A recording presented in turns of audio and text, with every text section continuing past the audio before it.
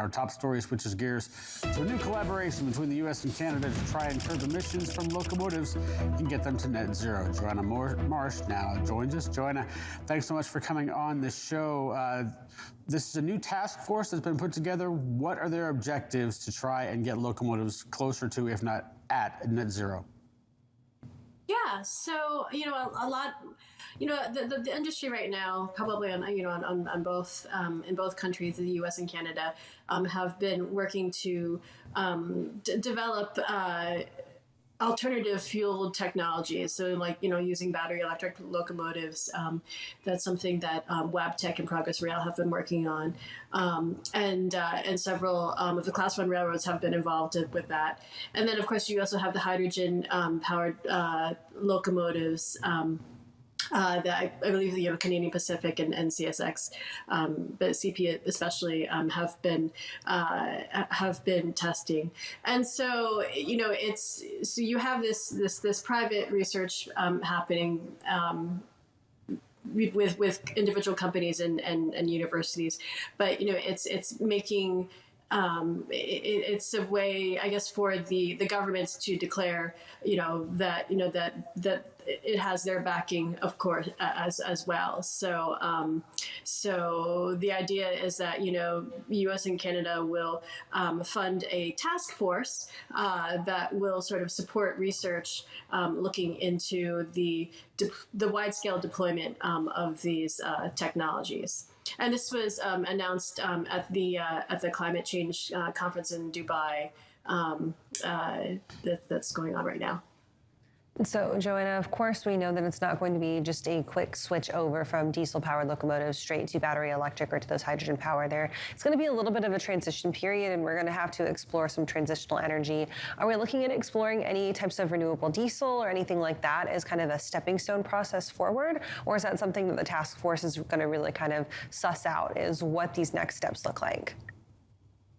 I mean, it could be. I mean, they didn't mention renewable diesel in their statement, about the task force. That said, it wasn't really it was a very lengthy statement. It was pretty short. So, I mean, renewable diesel is a possibility, and that is a technology that I want to say.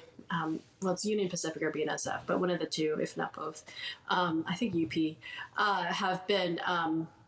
Have been looking at, and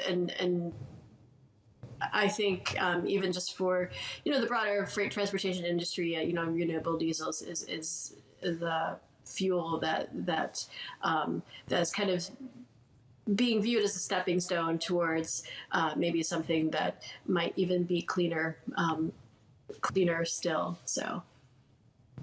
Joanna, whenever you talk about emissions in any form or whatever, usually the state of California likes to get involved, and certainly they're part of the discussion as far as this is as well. Yeah, so I think not just with freight rail emissions, but just freight transportation emissions. Obviously, sure. all the stuff that's been coming out of California and the California Air Resources Board. So in April, CARB had passed regulation requiring locomotives operating in California to be cleaner locomotives and eventually get to the point where it's a zero emissions configuration. And the timeline is pretty, especially for the industry, they will say that it's pretty aggressive. And I think there's some, on one hand, from the industry perspective, even though I think the freight railroads, and not just Class 1 railroads, but even short line railroads, even though, striving towards lower emissions from locomotives is a goal.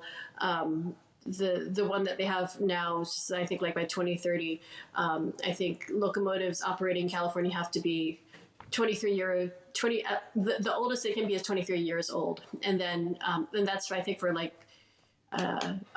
for switching locomotives and some passenger locomotives. And then by 2035, it applies to the class ones. And so it's just, it's a pretty aggressive timeline. And I think one interesting thing that hopefully the task force will be able to address is, when we consider the widespread deployment of these alternative fueled locomotives, how can you get it to a point that it's not just the class ones that are able to have access to them, but also to short lines as well. And of course, I think with that, there's also, the funding issue, can there be state or federal funding?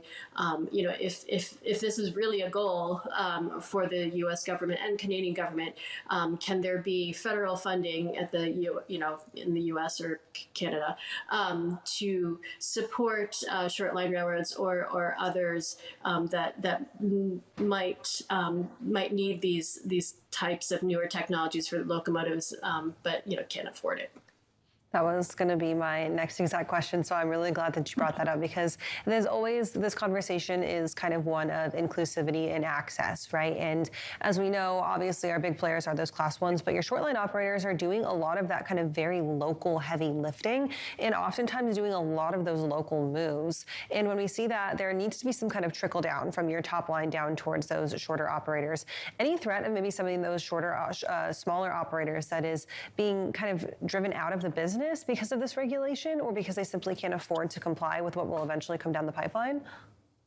Yeah, so that's actually sort of the big argument that's happening in California right now, because the timeline is so aggressive and because the technology is expensive. And actually, there's debate about whether the technology will actually be ready by the 2030 deadline, or the 2030s.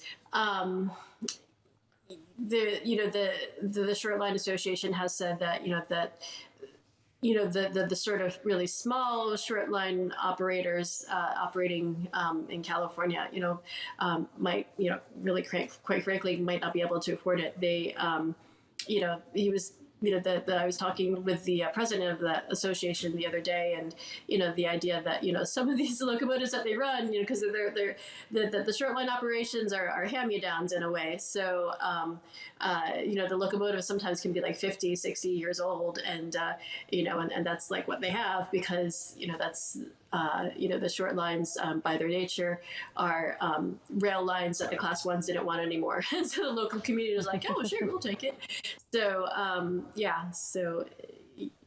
definitely like the cost issue. And I think it's going to be hopefully it'll be a major factor in how the task force looks at framing, the research.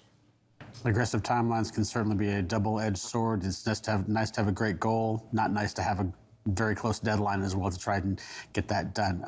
Joanna, thanks so much for joining us. Great. Thanks for having me. All right, we're going to toss it on over to the wall. Tony Mulvey and Donnie Gilbert are here with your first carrier update this morning.